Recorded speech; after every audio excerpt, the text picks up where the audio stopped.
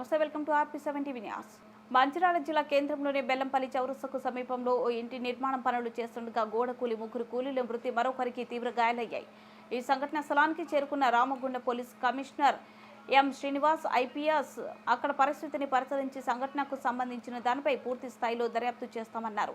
ముందస్తు జాగ్రత్తలు తీసుకోకపోవడం వల్లనే ప్రమాదం జరిగిందని, ముందస్తు జాగ్రత్తలు తీసుకుని ఉంటే ముగ్గురు ప్రాణాలు పోయి ఉండేవి కాదన్నారు. ఒకరికి తీవ్ర గాయాలు కావడంతో వ్యక్తిని ప్రభుత్వ ఆసుపత్రికి తరలించారన్నారు. సో అందరికీ నమస్కారం. ఈరోజు మంచిర్యాలలో నందిని హాస్పిటల్ పక్కన ఇంకొక సైట్లో ఒక హై రైజ్ కన్స్ట్రక్షన్ జరుగుతూ ఉంది. ఇక్కడ జరుగుతూ ఉంటే దాన్ని బేస్మెంట్ తవ్వడంలో ఆల్రెడీ రిటైనింగ్ వాల్ కట్టి ఉన్నారు. ఆల్రెడీ పక్కన ప్లాట్ వాళ్లకు ఈ ప్లాట్ వాళ్ళకి ఒక కాంపౌండ్ వాల్ కట్టడంలో ఆల్రెడీ వర్కర్స్ పనిచేస్తున్నారు. వర్కర్స్ పనిచేస్తుంటే అక్కడ కాంపౌండ్ వాల్ అవతల పక్కన ఉన్న కాంపౌండ్ వాల్ మొత్తం మట్టితో కిందంతా మట్టి లూజ్ మట్టిగా ఉండడం వల్ల టోటల్గా సడన్గా కొలాప్స్ అయింది.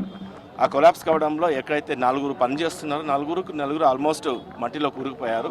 అతి కష్టమైతే ఒక అతను బయటికి కొన్ని దెబ్బలతో బయటికి తీయగలుగుతున్నాము. ఇంకా ముగ్గురు మాత్రం కంప్లీట్గా చనిపోవడం జరిగింది.